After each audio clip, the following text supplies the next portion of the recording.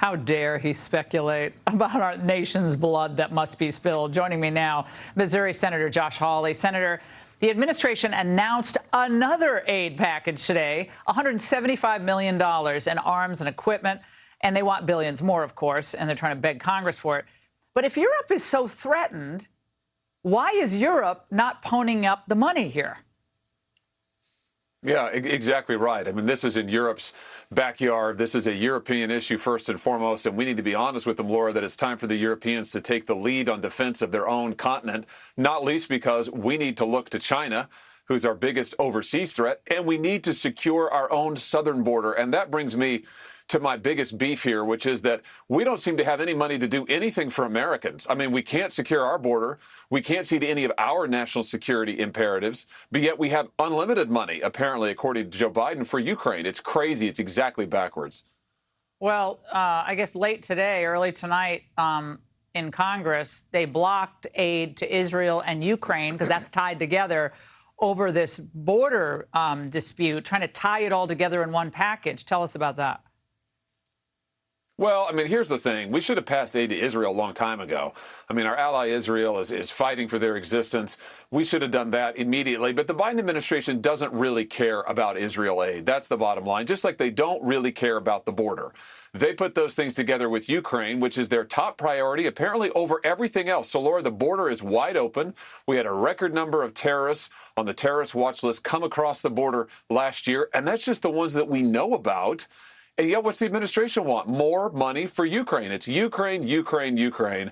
And I'm going to tell you, I, for one, am not going to vote for a dime more for Ukraine until the United States security, our border security, is actually made whole and made right. Yeah, the Ukraine thing it's over. They know it's over. They're treating it as a political liability, and that they're trying to manage it. To me, it's obvious.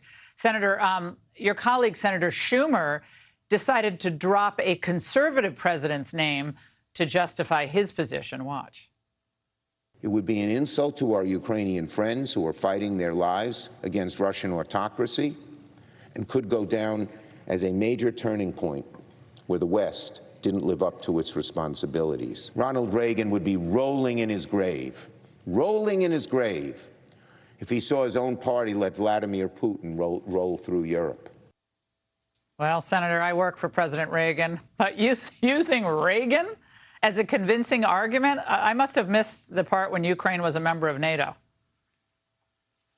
Yeah, and this from the party that, as I distinctly remember, was pro-Gorbachev, pro-Soviet practically for decades. I mean, they criticize Reagan constantly. I mean, this is just a joke. I mean, it's all a joke. Listen, you have Democrat senators who are saying that our southern border is just a domestic political consideration. Think about that, a domestic political consideration, as if the drugs coming across the border, Laura, aren't killing people in this country by the tens of thousands, as if the human trafficking and sex trafficking isn't totally out of control. I mean, it's outrageous. Our security is threatened right now on our border. They'd much rather spend money on Ukraine's border than our own. I say again, it is exactly backwards. It's insane.